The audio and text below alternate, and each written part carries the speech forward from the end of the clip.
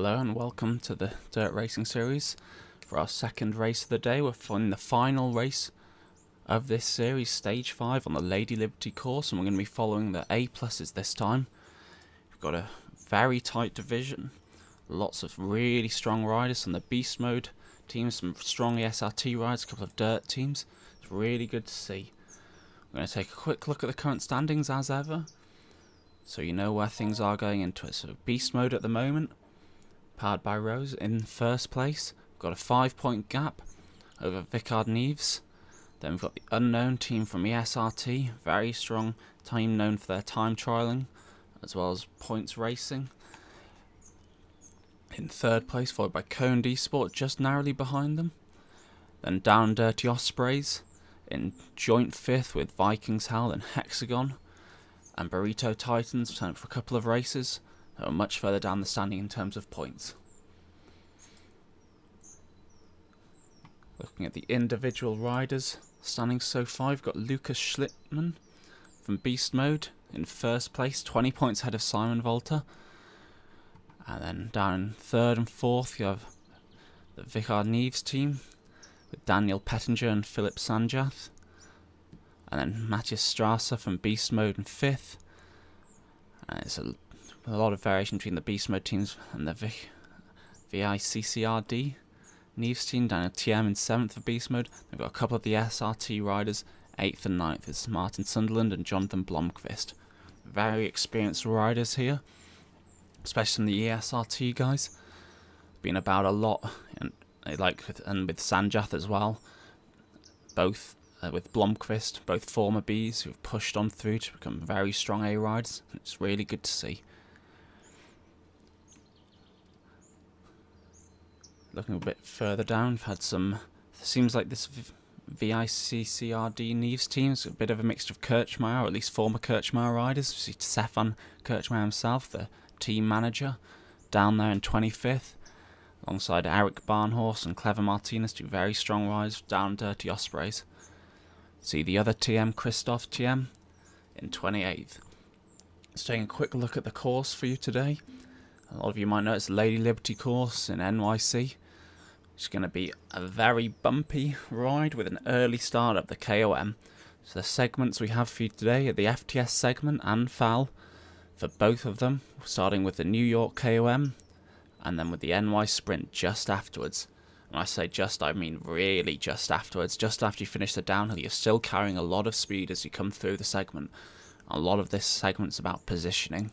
If you can have other people ahead of you in the draft and push through them, taking advantage, it'll be really important to see the top riders managing to hide essentially on that downhill, doing pretty much no work, or ideally super tucking, and then as they come out of it, just soft pedaling so they stay behind and don't hit the front.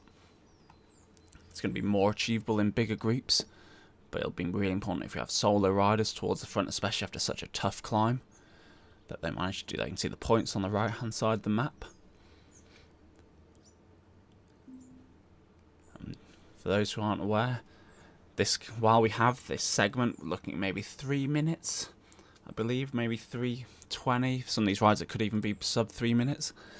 But really importantly is you have another 2-minute climb beforehand, and it catches people a lot by surprise. The segment doesn't start then, and a lot of riders sometimes go a bit too hard out there. It's a good place to drop riders, but if you're going for FTS, and you don't want to be going all in, I mean, even if you're going for the top, you don't want to be going all in on this climb to begin with. You want to be pacing yourself up until you hit the segment itself. The climb itself is a series of 3 climbs with little kind of flatter sections, or totally flat in some cases in between. And it's really important you'll see riders really pushing hard, or very unsustainable numbers on the climbs, especially as you see numbers up to 18-20% on some of these sections, and then relaxing and trying to keep in the draft in between. So it'll take you onto the race with a minute to go before the start.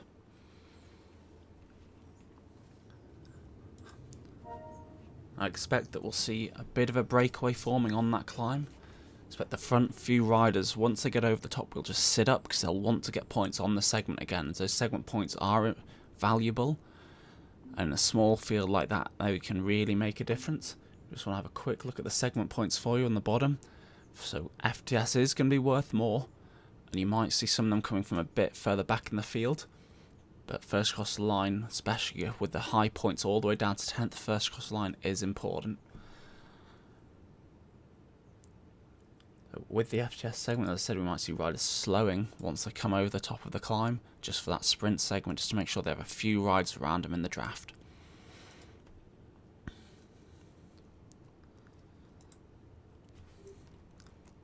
So this is the A+ category.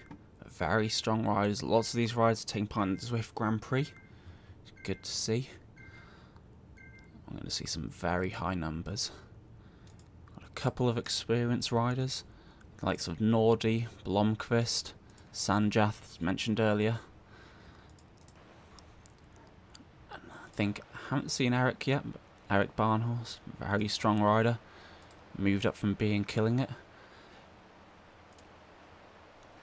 It'll be interesting to see how they cope on this climb. It's not necessarily a climb where the tactics will help a ton, but it will make a bit of a difference. As we start off this course straight into a downhill, it's always useful to note you want to get up to 57, well 56 and a bit kilometers now as early as possible, then super tuck, because you can get some rest here, and compared to most early starts where we have really fast pushes out the gate, this can become a lot easier for riders if they can get into the super tuck and relax. So we don't have much of an intro, we've got a bit of an uphill as we climb round. We're coming round the back of the park and then onto the walkways. I don't think we're going to see too much excitement until we get onto this start of the KOM. It won't be on the actual KOM segment until we get onto the start being the actual climbing. We have one of the coned riders off the front slightly. No one's going to be fussed by that though. Most of the strong riders in here know what they're capable of and know that they don't need to chase anything down early. So we see a bit of a difference with Cad A racing versus some of the other categories that you might see later, like the C+. That it's a lot calmer sometimes. Riders know if they need to make a break, they can do. If they need to chase it down, they can do. They don't do any work unless it's necessary. See Nordi here just relaxing towards the back, along with one of the unknown riders, Sanjath, as you expect. Just all relaxing, doing as little as they can, knowing that those hard climb came up and they've just put in a big effort on a TTT.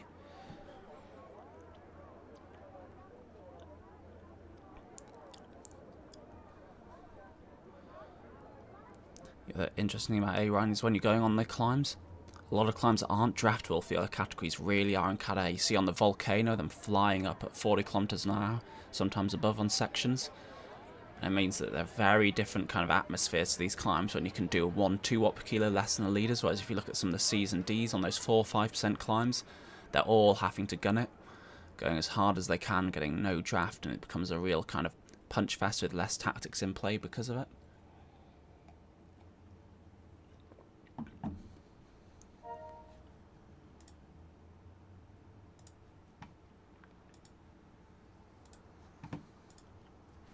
So we take this right hand bend, slight dip, and then we're into the first section. This part isn't the steepest.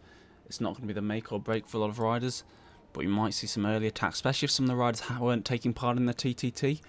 I want to try and get a little bit of advantage, or more importantly, maybe harm the other riders around them, make them do a bit more work early and turn this into a less punchy section, more of a 5-minute grind.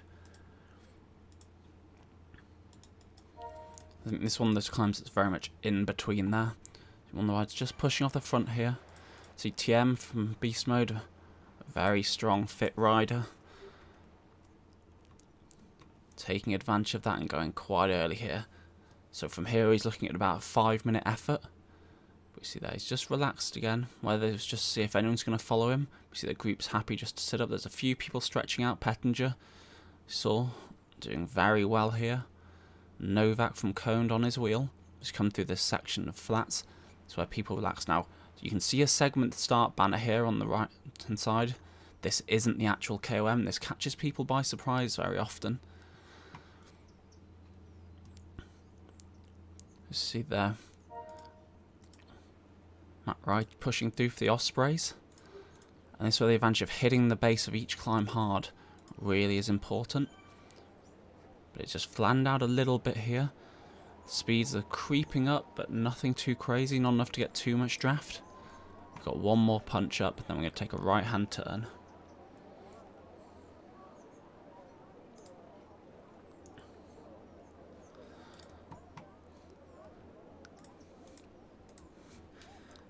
I suspect this course will suit Beast Mode quite well.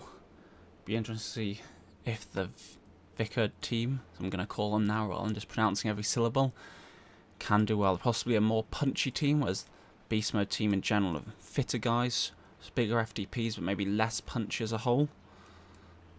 So we follow Nordy here, very strong. We on a little group here of these 6 front riders pushing on. Got 3 Beast Mode guys in there, so they'll be very happy. 2 of the Vicard riders in as well, though.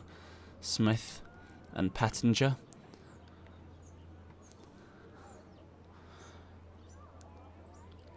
That's Pettinger is in 3rd overall. Schlitterman in 1st, so Pettinger's going to, and Simon Volta in 2nd on the individual standings, so Pettinger's going to do some real damage on those individual standings at the moment. See Tyler from the Ospreys just trying to get across here, Tyler Callahan. And another of the Beast Mode Feldhaus, trying to jump on a couple of the ESRT riders, a bit further back, Martin Sunderland. You can see they're a bit of a blob back here, possibly knowing they're not going to go too hard. I suspect this blob will see a couple of sprints towards the end of this climb, but knowing they might be able to chase back down by the finish, whereas this front group are likely to take a lot of those points on this segment and especially on the upcoming sprint after this climb. Just get the segment points up for you again, just as a reminder. Just follow them into this final punch section. So we've got this little punch, a little bit of flat section, then just take the left turn, that's the final climb. But the lost people will make their move here. Looking at less than a minute to the line, maybe just over, I would say less than a minute to the line from around here for these guys. Start to getting to the 8s, and this is what I'd like to see. A lot of them are going to be capable of 9. Some bordering on 10 watts per kilo for a minute. So middle of a race, we should be seeing them starting to get into the 8s for the rest of this. See, they're all just relaxing a little bit more, as we said, on these flatter sections. Doing it really well, but it looks like Whitey here might just be able to take this. If he's got any kind of sprint left in him. See there, Volta coming through. Clever Martinez pushed really hard here for the Ospreys. Pushing right through that group. See Sunderland trying to close it down, but it looks like we're just down to these 5 riders now. Volta's still working away really hard at the front. Martinez hasn't been able to hold his wheel, and Volta should be taking this now as he starts to flatten out. He's got a bit of a gap, and he might just start to ease towards the line now. He'll be looking at the gap behind on his screen, just paying attention to it, doing enough to keep it open, but not wanting to eke out. He's not going to stay away downhill from a chase group. See Nordy almost coming through for a second there, but just being pipped the line. And taking a look, we've got a bit of a push there. Saw Smattis Strasser pushing through. Tyler just couldn't quite hang on. He did really well to keep up with them, but just couldn't quite hang with that front riders up the climb. See, that second group has started to burst apart. We've got riders all the way down the road here. Little group around here, and a couple of groups further back. Some of the coned riders seem to be really struggling towards the back there, but it's good that they're here, good that they're pushing on together and working together. Perhaps they're hoping as a 3 they might be able to work together and chase down some of the riders afterwards. We seem to have maybe 2-3 groups forming towards the front here. Got a little group of 5 here, another group of 5 ahead of them, and I expect all the riders ahead are going to come back together here. We've got a chase group of 4 behind 3 or 4 individual riders, led by Volta, as you saw from Beast Mode. Nordy's just behind him, then Whitey from Ospreys.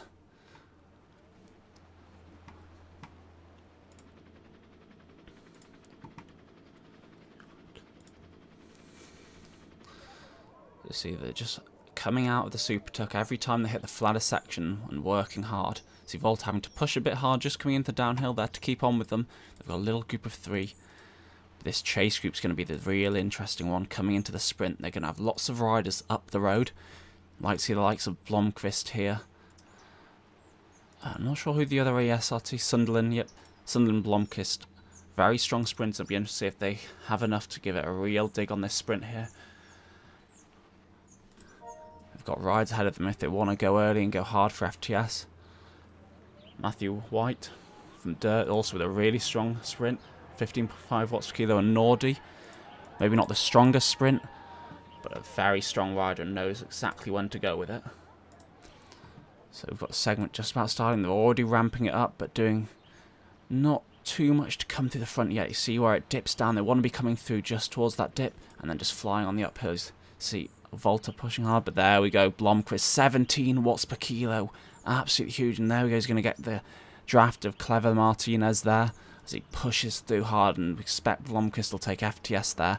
So Volta coming through first, followed by Viti, and then Nordi on the line for the sprint segment there.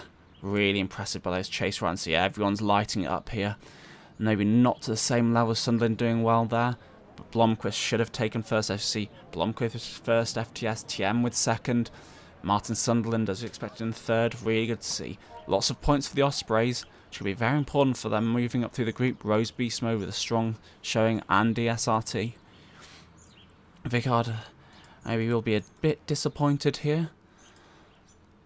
We've got one rider in the front group, it's looked very promising to begin with.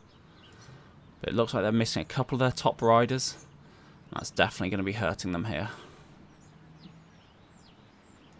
So we've got this little chase group around 15th, down to maybe 12th forming. It's looking like you're going to have about 10 riders in. That's just going to be interesting if they can chase down the front guys. Got a group of another 6-7 riders at the front. And we've got about 5 kilometers to go.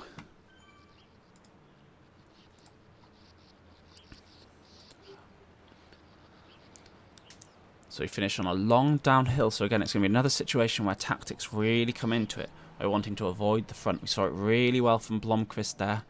He didn't quite get onto the leaders, but he had another rider, Clever Martinez, to push through, which gave him a little bit of a draft halfway through, and those 17 watt per kilo numbers are going to be pretty hard to beat. The other big advantage you can have into the downhills for those heavier riders. So the heavier riders will get a bit of an advantage, and especially for those with high raw wattage onto this finish, but they've got to keep up to it, and they've got to have already made it into this front group, which lots of them won't have managed to because of the pace up that KOM.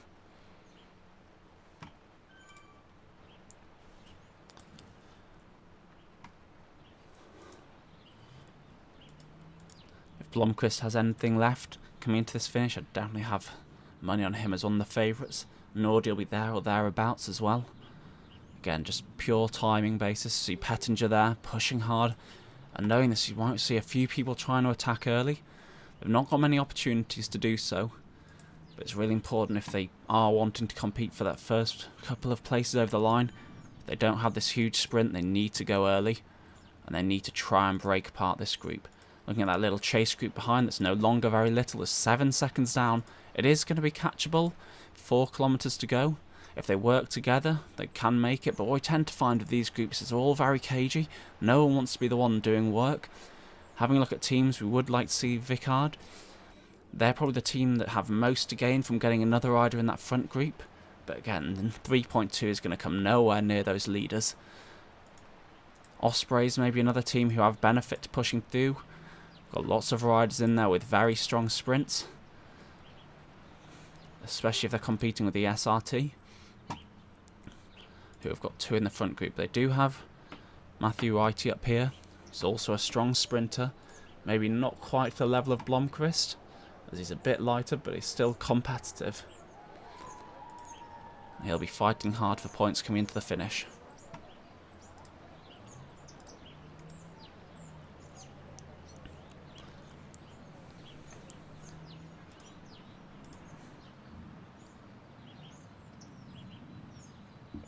Coming to another downhill. I'd hope to see a few more people attacking, trying to do something, but again, at this point, they've just done a TTT, they've gone over the KOM, they're all going to be suffering hard. No one wants to be the one to waste effort in a move that's not going to come off, especially in this downhill here.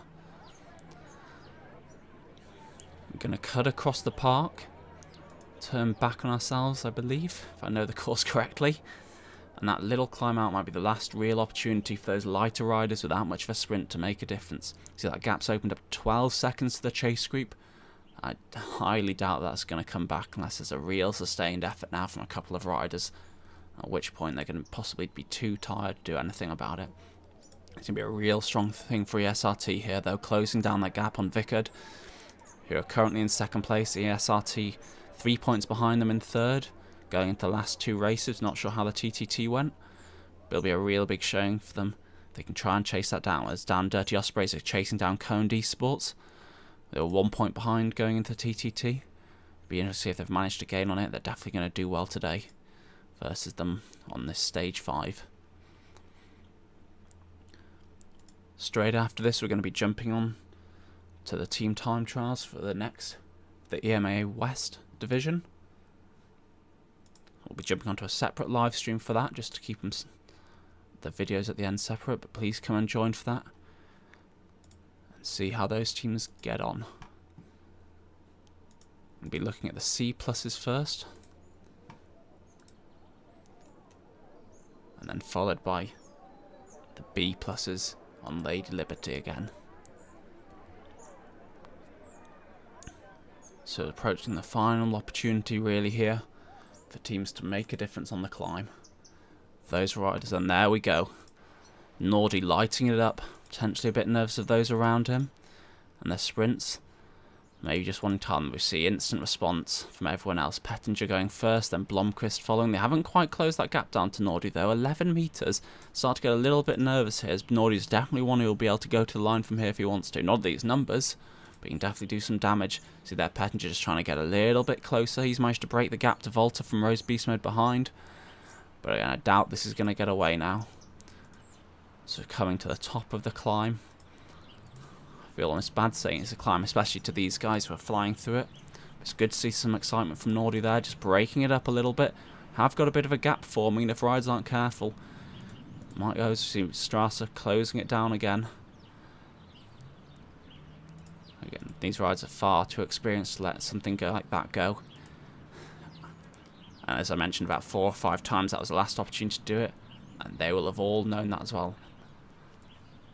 We see here the gap still from Volta to Nordy's still over 5 metres, but they are closing it. See Matthew Ita here pushing through, so they've got about 800 metres to go now. And this is where they're going to really start thinking about positioning. See Nordy dropping straight to the back. Exactly what you'd expect to see from him. A rider of his experience. Sunderland hitting the front though. It's a bit strange. So it's going to be really important for riders here to stay as far back as possible and build speed. And a lot of this comes down to timing. It's all well and good knowing when to do it. Well, knowing what to do and what you want to do. But actually being able to time it based on what other people and when other people start sprint is a whole different scenario. You can see in the top left hand corner of your mini-map the finish there. You want to be going as soon as people start pushing the pace on the front, but building momentum from deep. See there, Strasser going hard, Volta with him. Wonder if this is a lead out for Nordy. Nordy doesn't seem to have responded early enough, so this might be the two of them just trying to work together to project one of them into the finish. But again, Blomqvist had that gap. He's not quite kicked. He's managed to save a lot of energy then. There, Blomqvist goes. Exactly as I expect to see from him. He's pushed very hard, and they're not going to come through from here unless Sunderland possibly might take him on the line. But Blomqvist hitting huge numbers there, managed to hold him off with Matthew Whitey coming through. Oh, Whitey might just take third or second there. I think he might just have come through for second. Really strong showing for them. We'll try and jump back to the rest of the riders. A really strong finish, expertly done there from Blomqvist, as you'd expect to see from a rider of his calibre.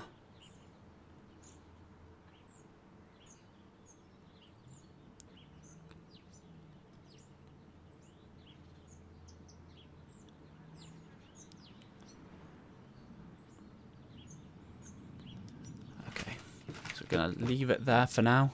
Can't seem to grab onto the other riders. I'm going to jump onto the TTT now. Thank you very much for joining. It was a very exciting race from some strong A+ riders.